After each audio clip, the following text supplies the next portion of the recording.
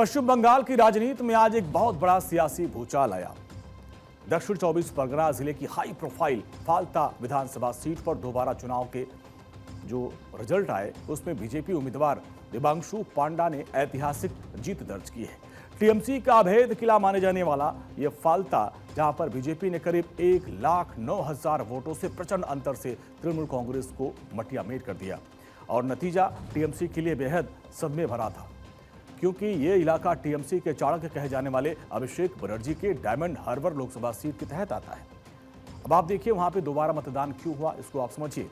दरअसल 29 अप्रैल को वोटिंग हुई थी और उस वक्त ईवीएम से छेड़छाड़ और बूथ कैप्चरिंग के गंभीर आरोप लगे थे। हिंसा और धांधली की भी बात सामने आई थी। मतदाताओं को डराने धमकाने की बड़े पैमाने पर शिकायत मिली थी और चुनाव आयोग ने फिर बड़ा एक्शन लिया। चुनाव आयोग ने फाल्ता सीट का पूरा मतदान रद्द कर दिया।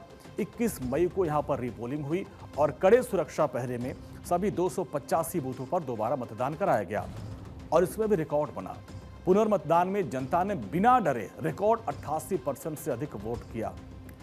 जीत के बाद बीजेपी के उम्मीदवार देबांशु पांडा ने क्या कुछ कहा, वो आपको सुनाते हैं। ये फाल्तावासी का जीत है। ये सब भारतीय जनता पार्टी जीता है, फाल्तावासी का जीत है और हम लोग का जो पार्टी का लीडरशिप है जितना सपोर्ट दिया, ये बहुत उसको भी बधाई हो, सबको बधाई। इलेक्शन करने के लिए ही बहुत बड़ा चैलेंज था। इलेक्शन कैसे करेंगे, इलेक्शन होगा क्या नहीं, और इलेक्शन ठीक से करना होता।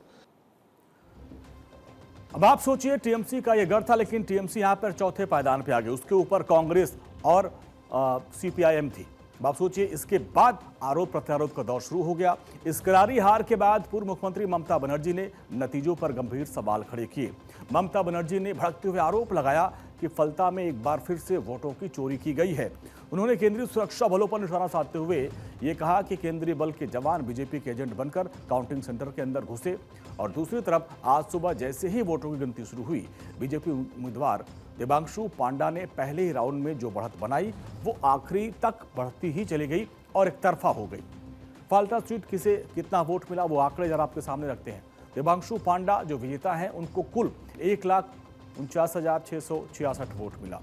शंभुनाथ कुर्मी सीपीएम से थे, ये दूसरे नंबर पर थे और जिनको 40,645 वोट मिले।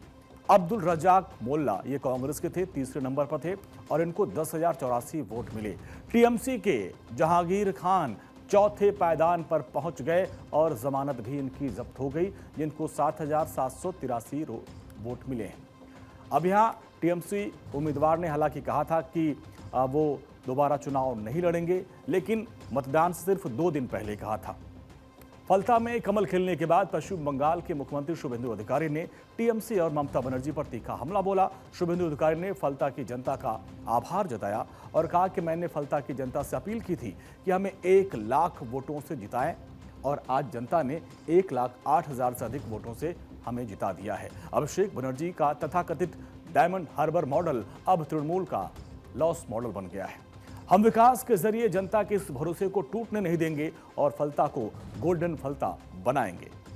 इस सीट का टीएमसी के हाथ से निकलना और वो भी इतने बड़े अंतर से साफ संकेत है कि बंगाल की जमीन पर अब सियासी समीकरण पूरी तरीके से बदल चुके हैं।